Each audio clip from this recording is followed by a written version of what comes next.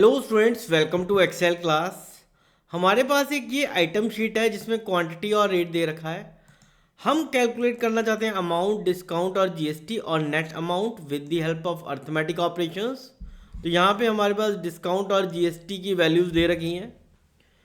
तो हम यहाँ पे रिलेटिव सेल रेफरेंस और मिक्स सेल रेफरेंसेस को समझेंगे जब हम फार्मूला को कॉपी करेंगे। तो पहला जो फार्मूला लगाएंगे हम, क्वांटिटी इनटू रेट B6 इस सेल रेफरेंस। जैसे ही हमने सेल रेफरेंस डाला B6, तो हमें देखना है कि हमें इसको रिलेटिव सेल रेफरेंस रखना है, एब्सोल्यूट सेल रेफरेंस रखना है या मिक्स सेल रेफरेंस रखना है।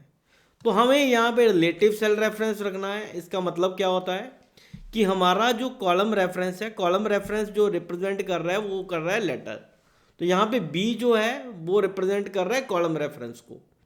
तो ये कॉलम रेफरेंस हमारा अनलॉक्ड रहेगा, मतलब जैसे ही हम फॉर्मूला को कॉपी करेंगे किसी डायरेक्शन में तो ये फ्री है मूवमेंट के लिए। तो B6 हम एज इट इज रखेंगे, मल्टीप्लाई बाय C6। तो C6 अब हमें देखना है, हम यहाँ भी कॉलम रेफरेंस यानी कि लेटर C और रो रेफरेंस यानी कि नंबर 6 इसको अनलॉक्ड रखेंगे, क्योंकि नेक्स्ट सेल, ये पहले तो फॉर्मूला जो कॉपी कर रहे हैं हम फ्रॉम टॉप टू बॉटम कर रहे हैं, फ्रॉम टॉप टू बॉटम कर रहे हैं। और जब फॉर्मूला को टॉप टू बॉटम हम कॉपी करते हैं तो ये जो नंबर्स हैं, ये B6 जो है नेक्स्ट सेल में हो जाएगा B7 और ये C6 जो है नेक्स्ट सेल में हो जाएगा C7। तो हमें नेक्स्ट सेल में जो वैल्यू चाहिए वो B7 और C7 से चाहिए, तो इसलिए हमने इनको अनलॉक्ड रखा है, कंट्रोल एंटर। और अगर हम कॉपी करेंगे इस फॉर्मूला को फ्रॉम टॉप टू बॉटम तो हम देखेंगे हमारे पास कुछ वैल्यूज़ आ गई। पर क्या ये मल्टीप्लिकेशन हमारी करेक्ट हो रही है या गलत हो रही है, ये हमें देखना है। तो लास्ट सेल में जब फॉर्मूला एंटर करते हैं तो ये एक टेक्निक से हमने फॉर्मूला एंटर किया है। तो सिर्फ आप लास्ट सेल में देखिए कि हमारा फॉर्मूला जो है, जो वैल्यूज़ पिक हो रही हैं वो करेक्टली पिक हो रही हैं या गलत पिक हो रही हैं। तो लास्ट सेल में आप देखिए B11 मल्टीप्लाई बाय C11। हमें लास्ट सेल में जो अमाउंट चाहिए वो सेलो टेप की चाहिए और सेलो टेप की ही अमाउंट कैलकुलेट हो रही है। देखिए B11 जो है आपका सेल रेफरेंस वो ब्लू कलर में रिप्रेजेंट कर रहा है और C11 सेल जो है वो रेड कलर में रिप्रेजेंट कर रहा है। तो इससे हमें पता लग रहा है कि हमारी वैल्यू जो है करेक्ट आ रही है। अगर हमारी लास्ट सेल में वैल्यू करेक्ट है तो हमारा जो डेटा है हर सेल में करेक्ट है। तो कंट्रोल एंटर हम प्रेस करेंगे यहाँ पे। अब आते हैं डिस्काउंट और जीएसटी वाले सेक्शन में। हम चाहते हैं हम फॉर्मूला एक बार एंटर करें और फॉर्मूला आपका डिस्काउंट और जीएसटी का दोनों जगह पे लग जाए। तो हम इसके लिए हमें समझना होगा सेल रेफरेंसेस का। तो अमाउंट, हमें देखिए जब डिस्काउंट कैलकुलेट करना है तब भी अमाउंट चाहिए और जीएसटी कैलकुलेट करना है तब भी हमें अमाउंट चाहिए। तो D6 अब देखना है हमें कि ये जो सेल रेफरेंस, हम देखिए फॉर्मूला को कॉपी कर रहे हैं दो डायरेक्शंस में, यहाँ पे लेफ्ट टू राइट भी कॉपी कर रहे हैं और टॉप टू बॉटम भी कॉपी कर रहे हैं। जब टॉप टू बॉटम हम फार्मूला कॉपी करते हैं तो हमारे जो रो रेफरेंसेस हैं यानी कि नंबर्स हैं वो बढ़ते हैं। नेक्स्ट सेल में जब हम इस सेल रेफरेंस को कॉपी करेंगे तो ये D6 हो जाएगा D7।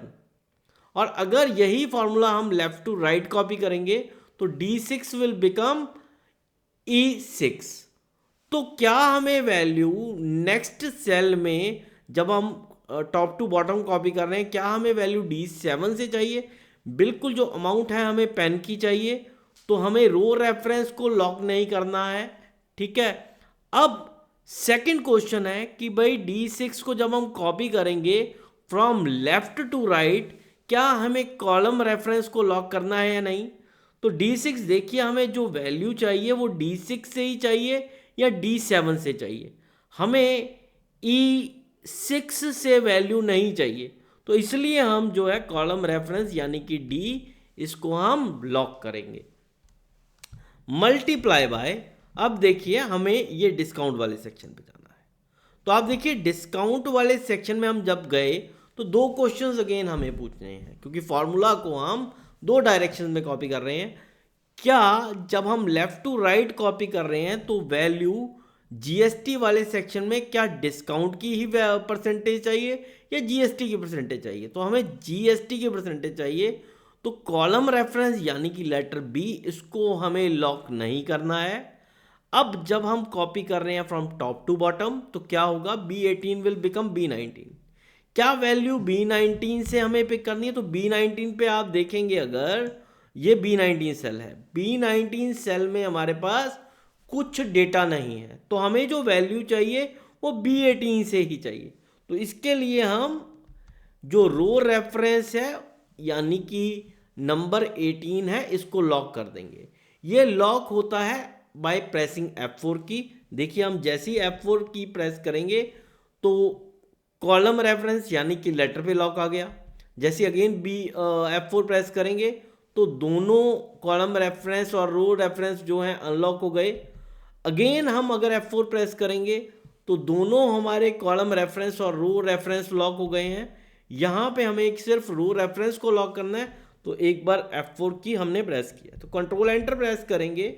अब देखिए जैसे ही हमने इस फॉर्मूले को एंटर किया तो हम लास्ट सेल में ये जो सेल है F11, इसमें देखेंगे कि हमारा फॉर्मूला करेक्ट है या गलत है।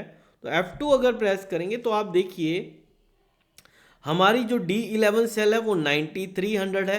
हमें सेलो टेप की ही अमाउंट चाहिए, तो करेक्टली पिक हो रही है। मल्टीप्लाई बाय C18, ये जीएसटी की वैल्यू है। आप देखिए रेड जो रिप्रेजेंट कर रहा है वो जीएसटी को रिप्रेजेंट कर रहा है। आपका यहाँ पे भी जो सेल है वो रेड कलर से रिप्रेजेंट हो रहा है और D11 ये ब्लू कलर से रिप्रेजेंट हो रहा है।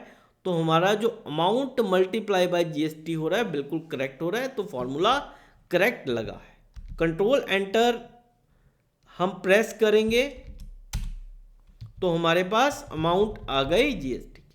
अब नेट अमाउंट का सिंपल सा फॉर्मूला है अमाउंट माइनस, देखिए सेल रेफरेंस हर आपको ध्यान रखना है, तो यहाँ पे हमें रिलेटिव सेल रेफरेंस ही लगाना है क्योंकि फॉर्मूला को कॉपी कर रहे हैं हम फ्रॉम टॉप टू बॉटम। जब हम सिर्फ top to bottom formula copy कर रहे हैं तो सिर्फ रो रेफरेंस यानी कि नंबर्स ही इंक्रीमेंट होंगे। तो यहाँ पे हम इसको रिलेटिव सेल रेफरेंस रख देंगे। Net amount is amount minus discount, तो हम इसे रखेंगे ब्रैकेट में प्लस, तो ये हमारे पास कैलकुलेट हो गया नेट अमाउंट।